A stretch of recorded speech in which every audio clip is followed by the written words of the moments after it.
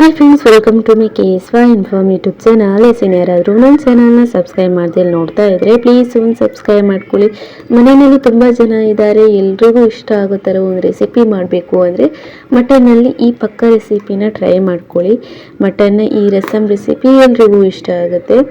ಇದನ್ನು ಮಾಡೋದಕ್ಕೆ ಸ್ವಲ್ಪ ಪಾತ್ರೆಯಲ್ಲಿ ಎಣ್ಣೆ ಹಾಕ್ಕೊಂಡು, ದೊಡ್ಡ ಪಾತ್ರೆನೇ ತಗೊಳ್ಳಿ, ಎಣ್ಣೆ ಹಾಕ್ಕೊಂಡು ಸೋಂಪು ಚಕ್ಕೆ ಏಲಕ್ಕಿ ಎಲ್ಲ ಹೋಲ್ ಸ್ಪೈಸಸ್ ಹಾಕಿ ಒಂದು 10 ಸಾಂಬಾರು ಈರುಳ್ಳಿ, ಒಂದೆರಡು ಟೊಮೊಟೊನ ಹಾಕ್ಕೊಂಡು ಶುಂಠಿ ಬೆಳ್ಳುಳ್ಳಿ ಪೇಸ್ಟ್ ಹಾಗೆ ರುಚಿಗೆ ಬೇಕಾದಷ್ಟು ಉಪ್ಪನ್ನ ಹಾಕ್ಬಿಟ್ಟು ಚೆನ್ನಾಗೇ ಫ್ರೈ ಮಾಡ್ಕೊಬೇಕು. ಚೆನ್ನಾಗಿ ಅದು ಫ್ರೈ ಆಗಬೇಕು ಎಣ್ಣೆಯಲ್ಲಿ.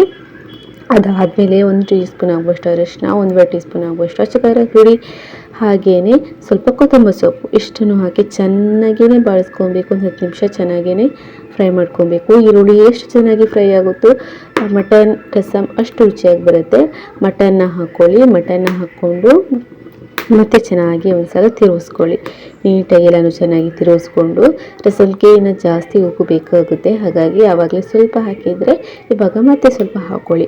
ಸ್ವಲ್ಪ ಹಾಕ್ಕೊಂಡು ಇದಕ್ಕೆ ನೀರನ್ನ ಹಾಕ್ಕೋಬೇಕು. ನೀರು ಸ್ವಲ್ಪ ಜಾಸ್ತಿನೇ ಇರಲಿ, ಯಾಕಂದರೆ ರಸಮ್ ತಿಳಿಯಾಗಿರ್ಬೇಕಲ್ವ, ಹಾಗಾಗಿ ಜಾಸ್ತಿನೇ ನೀರು ಹಾಕ್ಕೊಂಡು, ಹಾಗೆಯೇ ನಾವು ಕುಕ್ಕರ್ನಲ್ಲಿ ಬೇಯಿಸ್ಕೊತಾ ಇಲ್ಲ, ಸಣ್ಣದಾಗಿರುವಂಥ ಪೀಸಸ್ನ ಮಾಡ್ಕೊಂಡಿದ್ರೆ ಒಳ್ಳೆಯದು.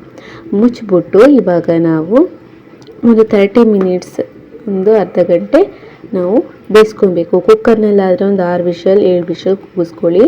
ಅದಾದಮೇಲೆ ನಾವು ಓಪನ್ ಮಾಡಿದಾಗ ಈ ಥರ ರಸಮ್ ಸ್ವಲ್ಪ ತಿಕ್ಕಾಗಿರುತ್ತೆ, ಹಾಗೆಯೇ ಸೂಪರಾಗಿ ಬೆಂದಿರುತ್ತೆ. ಮೇಲೆ ಕೊತ್ತಂಬರಿ ಸೊಪ್ಪು ಆ್ಯಂಡ್ ಸ್ವಲ್ಪ ಪುದೀನ ಸೊಪ್ಪು ಹಾಕಿದ್ರೂ ಚೆನ್ನಾಗಿರುತ್ತೆ ಪರಿಮಳ. ಮತ್ತು ಒಂದು 10 ನಿಮಿಷ ಹಂಗೆ ಓಪನ್ ಆಗಿ ಬೇಯಿಸಿ ರೆಡಿ ಆಗುತ್ತೆ ಮಟನ್ ರಸಮ್.